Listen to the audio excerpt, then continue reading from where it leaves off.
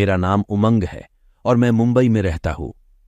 कुछ साल पहले मैं अपने 4 दोस्त रोहित, युवराज, संदेश और सुजीत के साथ शिमला घूमने गया था। शिमला से फिर धर्मशाला जाने का प्लान था।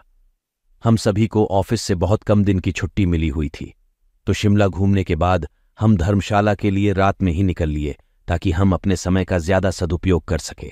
काली अंधेरी रात थी और रात के लगभग 1 बजे थे।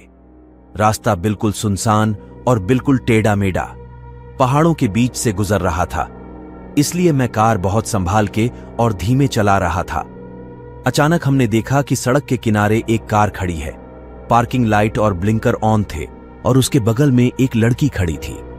अंधेरा होने की वजह से उसका चेहरा साफ साफ नजर नहीं आ रहा था, पर उसकी हाइट लगभग 5 फीट 6 इंच रही होगी, जो हमसे लिफ्ट के लिए इशारा कर रही थी।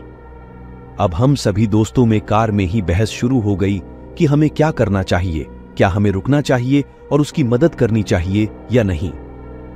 कोई कह रहा था कि रुकना हमारे लिए सही नहीं होगा, कहीं हम किसी मुसीबत में ना फंस जाए, तो कोई कह रहा था कि हमें उस लड़की की मदद करनी चाहिए। चूंकि मैं गाड़ी चला रहा था तो मेरा पूरा ध्यान ड्राइविंग पे था।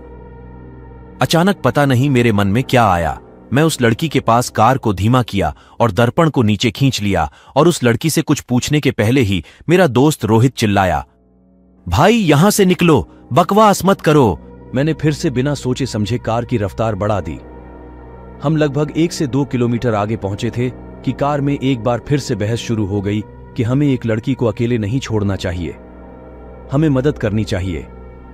इंसानियत के नाते उस लड़की की मदद करने के लिए हम सभी तैयार हुए और मैं कार यू टर्न लेने के लिए सोच ही रहा था कि मैंने थोड़ी दूरी पर कुछ देखा और जैसे ही हम पास पहुंचे तो क्या देखते हैं कि वही कार, वही लड़की जो लिफ्ट के लिए इशारा कर रही थी।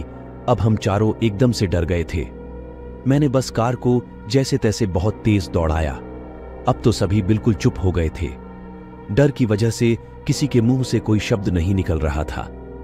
हमने उस कार और लड़की को 3 बार क्रॉस किया और कुछ दूर आगे जाने के बाद हमें एक ढाबा दिखा, जहां पे मैंने अपनी कार रोक दी और हम सभी जल्दी से कार से निकलकर ढाबे के अंदर घुस गए, जहां पहले से ही कुछ ट्रक ड्राइवर मौजूद थे, जिन्हें देखने के बाद हम सभी को थोड़ा सुकून मिला।